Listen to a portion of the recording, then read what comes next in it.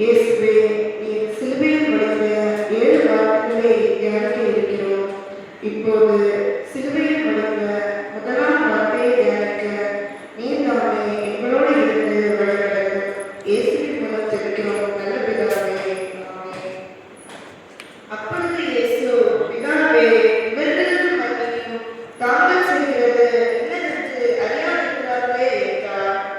சிலுவை மரணமானது வேதனை நிறைந்தது, கொடுமையானது, அது சாபத்தின் தண்டனை என்று கூறலாம்.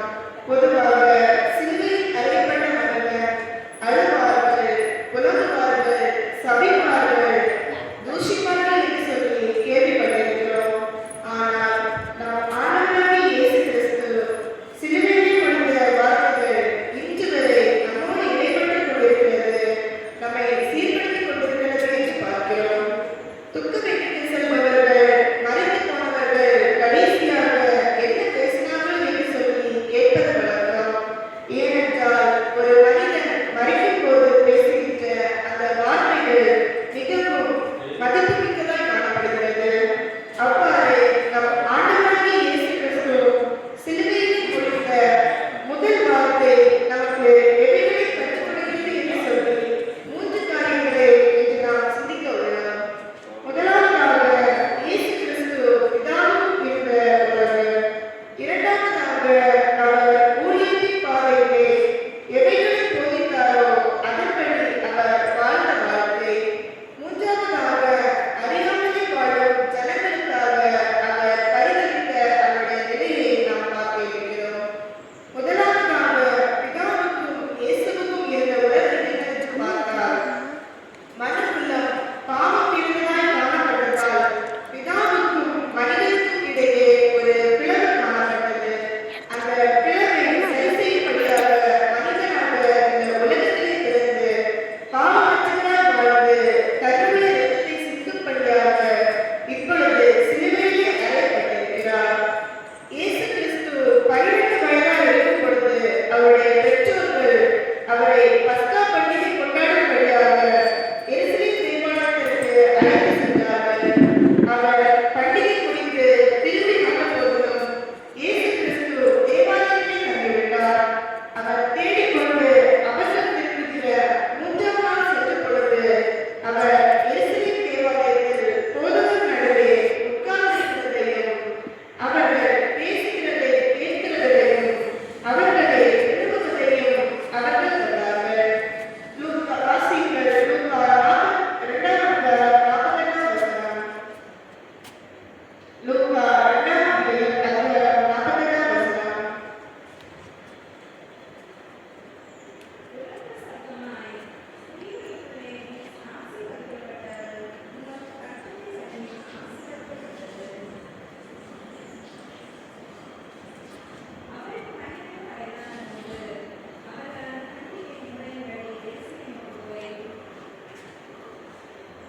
லூக்கா 2ஆம் அதிகாரம் 42ஆம் வசனம்.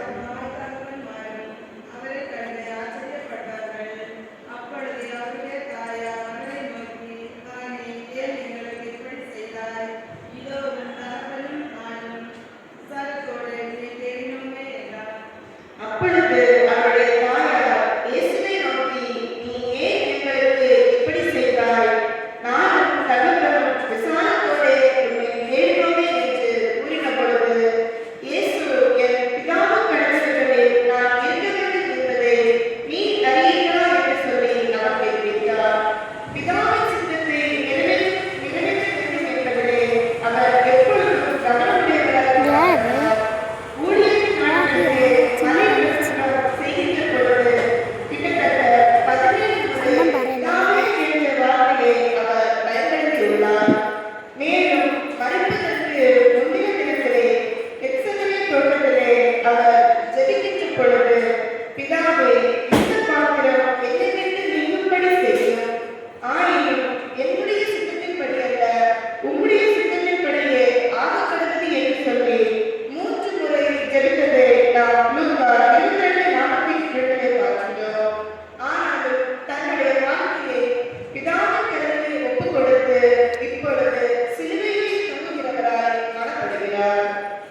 தன்னுடைய பிதாவின் சித்தத்தை நிறைவேற்றி கொடுத்த போதிலும் இந்த மனுக்குலத்திற்கு பூரண மகிழ்வை பெற்றுக் கொடுக்க வேண்டும் என்பதற்காக தன் பிதாவினிடத்திலே, பிதாவே இவர்களுக்கு மன்னியும் என்று சொல்லி கெஞ்சுகிறதை நாம் பார்க்கிறோம். இரண்டாவதாக இயேசு கிறிஸ்து போதித்தபடி வாழ்ந்து காட்டினார். நியாயப்பிரமாணத்தின்படி கல்லுக்கு பல் என்ற சட்டம் என்பது அதன் பொருள் பழிக்கு பழி வாங்கலாம் என்ற ஒரு நிலை இருந்தது. ஆனால் இயேசு கிறிஸ்து மனிதர்களாகிய நமக்கு அவர் கற்றுக் கொடுத்த காரியம் என்னவென்று சொல்லி மத்தேயு 5:39 பார்ப்போமானால், தீமையோடு எதிர்த்து நிற்க வேண்டாம், ஒருவன் முன்னே வலது கன்னத்தில் அறைந்தால் அவனுக்கு மறு கன்னத்தையும் திருப்பிக் கொடு என்று சொல்லி கற்றுக் கொடுத்தார். உலக வழக்கத்தின்படி நாம் பார்ப்போமானால், உனக்கு அடுத்தவனை சிநேகித்து உன் சத்துருவை பகைத்தால்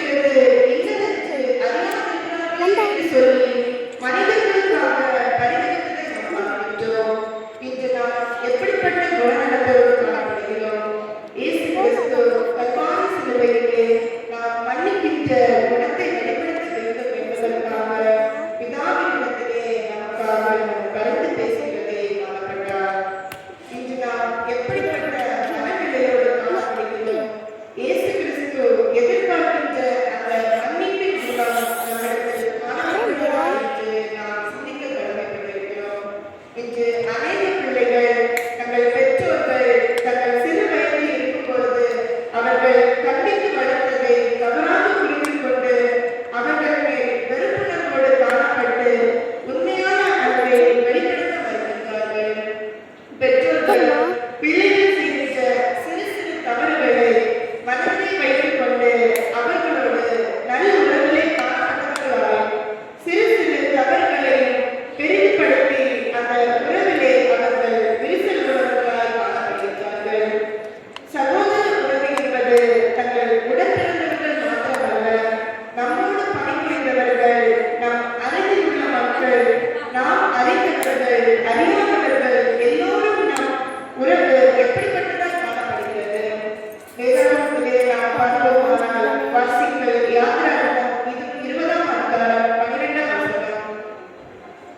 யாத்திராகமம் 20ஆம் அதிகாரம் 12ஆம் வசனம்.